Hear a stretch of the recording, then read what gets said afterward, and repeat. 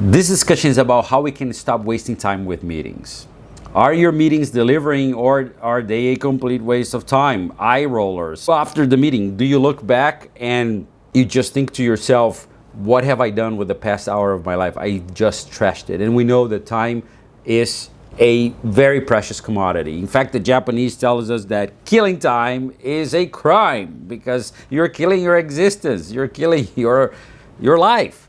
Let's start with the purpose of meetings. Why do we meet? What are meetings for? They could be to share information, to share progress, data on projects, to share potential obstacles and difficulties you maybe encounter, to generate ideas for potential issues, to build shared vision and understanding, or to build community and connectivity between team members. So if by having a meeting you're investing time and money, which you are, you gotta ask the question, if the time and money that your staff and you are spending in being together as a team is actually generating a return on the investment.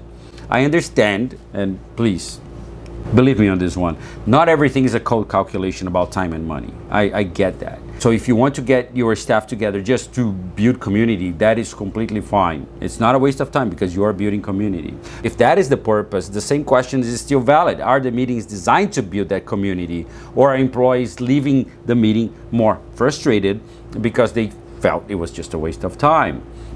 Or because they feel that a meeting hog dominated the conversation. We all know a meeting hog, right? They completely dominate the discussion. So that is actually creating the opposite effect of community building, and you're actually creating an environment where people just are dying to get out of. Here are some ways that you can apply to make your meetings as productive as possible. Let's go. 1, define the purpose of the meeting. The purpose of the meeting should define the time that is allocated for each topic discussed during that meeting. What do I mean by that? If the purpose is to solve a major issue, you don't want to rush the meeting. Good ideas are hard to come by. Good ideas must be discussed, rediscussed, polished. In my experience, the more time you spend trying to solve a specific problem, the more thorough and high quality solutions will be. In this case, schedule enough time. And the purpose of the meeting decides time allocation.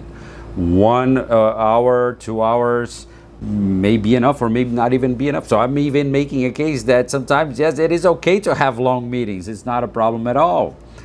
However, you got to make sure that you're achieving the purpose of the meeting. If this is a regular staff meeting and the purpose is to share updates, one of the best strategies is to start the meeting by announcing how much time you have available. So we have a lot to cover in this 1 hour, so let's try to stay as focused as possible, and we're going to focus and then have an agenda in front of you so you know exactly what you have to cover. If you get stuck in one topic, you know that there's other topics you need to discuss, therefore you need to move on. Number 2, keep track of time. Based on your experience, you know if the meeting is on track or if it's actually going off rails. And if it's going off rails, then it's your job to bring it back. You can say things like, we have 30 minutes left and we won't be able to get through all our agenda items at this rate, or things like, let's have a specific conversation about this topic later, etc. But keep track of time, because time flies. And when you open your eyes, the meeting has gone, you haven't discussed what you really have wanted to, you haven't accomplished the purpose of the meeting. Watch out for time hogs. These are these individuals who steal the show. You know who they are, right? Because they exist everywhere. And not only that, they do that predictably, consistently, way too consistently. When a meeting hog takes a control of a meeting, which is what they are designed to do, remember that they are designed to do that. That's in their DNA. Try to determine if the subject that they are dominating is relevant to everyone in the room. If not, and most of the time it is not, you can say, this is a great discussion, but because it does not involve everyone, let's meet separately about it. Or I wonder what the rest of the team thinks about it, because sometimes these meeting hogs, they will just keep on talking without no end to it. Engage other people into the discussion so that you break the pattern. It's very important to break the pattern. David Lansfield, in his Harvard Business Review article, Stop Wasting People's Time with Meeting, advises managers to think about how they want to show up in meetings. I think that that's a crucial discussion here. What do you want to accomplish? What do you want others to think, to feel? And in my opinion, what is most important, what do you want people to do? Yes, what do you want people to do during and after the meeting? Once in a while, remind people why the meeting is important. I think this is a crucial point. Remind people why you were there meeting.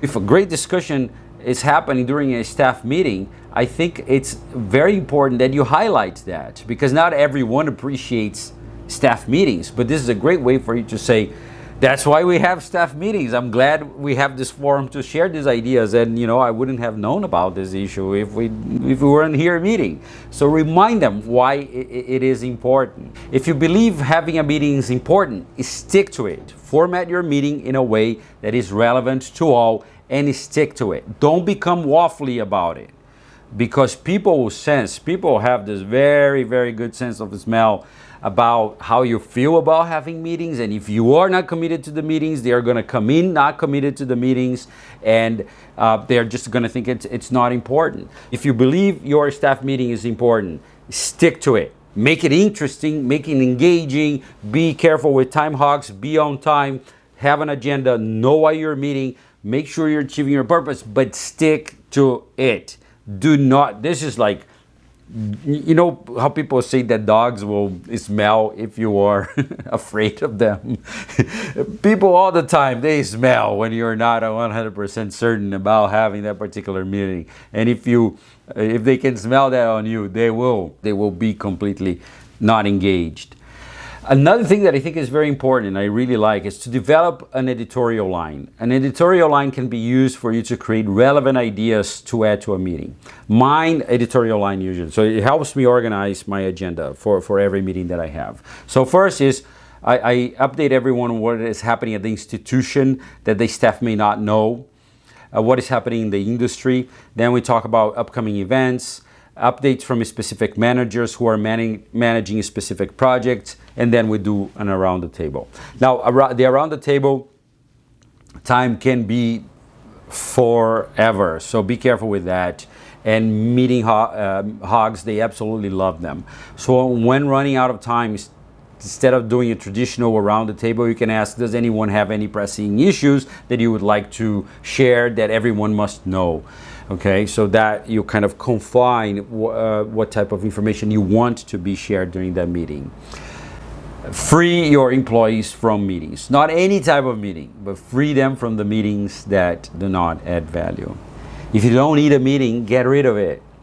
What I try to do often is to leave in my agenda a couple of mornings throughout the week without any meetings. If the road to triumph is through deep work, uninterrupted, highly focused work, you must build in time in your schedule that you're not interrupted for long periods of times. And meetings can be interrupters if you always have something to attend to. If they don't have a purpose, get rid of them. Instead, use the time for productive, deep work.